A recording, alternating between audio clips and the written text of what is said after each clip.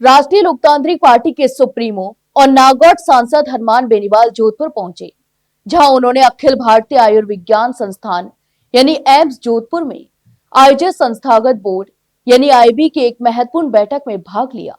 इस बैठक में एम्स से जुड़े प्रशासनिक ढांचे, नियुक्तियों, स्टाफ की कमी और अस्पताल की व्यवस्थाओं से संबंधित कई अहम मुद्दों पर विस्तार से चर्चा भी की गई।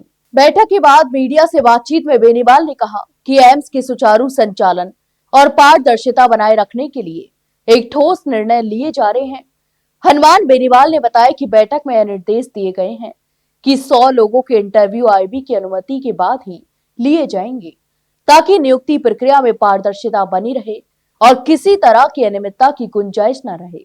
उन्होंने कहा कि ठेका प्रथा के माध्यम से हो रही भर्तियों को लेकर कई शिकायतें भी सामने आई थी, जिन पर गंभीरता से चर्चा भी की गई। बेनीवाल के अनुसार रोजगार मिलना जरूरी है, लेकिन रोजगार के नाम पर दुकानदारी नहीं चलनी चाहिए। उन्होंने साफ कहा कि नई नियुक्तियां आईबी और एम्स अध्यक्ष की अनुमति से ही हों और आरक्षण के नियमों का पूरी तरह पालन किया जाए। बैठक में प्रमोशन से जुड़े कुछ मामलों पर भी चर्चा हुई, तो वहीं हनुमान बेनीवाल ने बताया कि सोशल मीडिया पर सिफारिश नहीं करवाने से जुड़े जो आदेश चर्चा में आया था, उसे वापस करवा दिया गया है।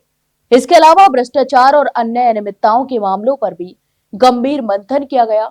उन्होंने कहा कि एम्स में मरीजों की संख्या लगातार बढ़ती जा रही है। एमडीएम और एमजीएच जैसे बड़े सरकारी अस्पताल मौजूद होने के बावजूद बड़ी संख्या में मरीज एम्स की ओर रुख कर रहे हैं, जिससे अतिरिक्त स्टाफ और संसाधनों की आवश्यकता महसूस की जा रही है। इस दिशा में भी व्यवस्थाएं मजबूत करने पर जोर दिया गया। हनुमान बेनीवाल ने एम्स जोधपुर के अधीक्षक की कार्यशैली की प्रशंसा करते हुए कहा कि वर्ष 2013 से 2023 के बीच बड़ी संख्या में नियुक्तियां हुई हैं और इन सभी पहलुओं पर बैठक में चर्चा भी की गई। उन्होंने कहा कि लक्ष्य है कि जोधपुर एम्स को दिल्ली एम्स की तर्ज पर विकसित किया जाए, ताकि पश्चिमी राजस्थान के लोगों को एक बेहतर और विश्व स्तरीय स्वास्थ्य सेवाएं मिल सके।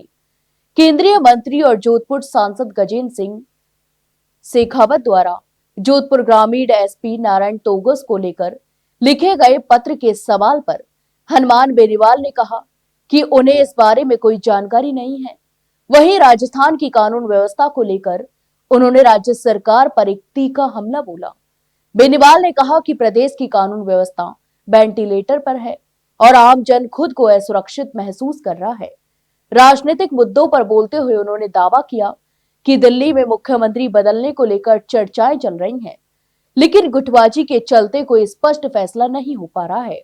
उन्होंने कांग्रेस और भाजपा पर आपस में मिलीभगत का आरोप लगाते हुए कहा कि कांग्रेस कोई बड़ा जन आंदोलन खड़ा नहीं कर पाई है। बेनीवाल ने कहा कि आरएलपी आम जन के हितों की लड़ाई लड़ रही है और जनवरी में एक बड़ी लड़ाई लड़ी जाएगी।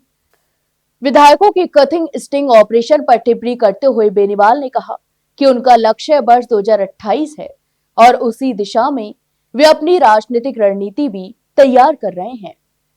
तो आपकी इस पूरे मामले पर क्या राय है, हमें कमेंट बॉक्स में कमेंट करके जरूर बताएं और वही वीडियो को लाइक और शेयर जरूर करें और हाँ, चैनल को सब्सक्राइब करना ना भूलें। फिलहाल के लिए इतना ही, जल्द मिलते हैं एक नई जानकारी के साथ। तब तक के लिए नमस्कार।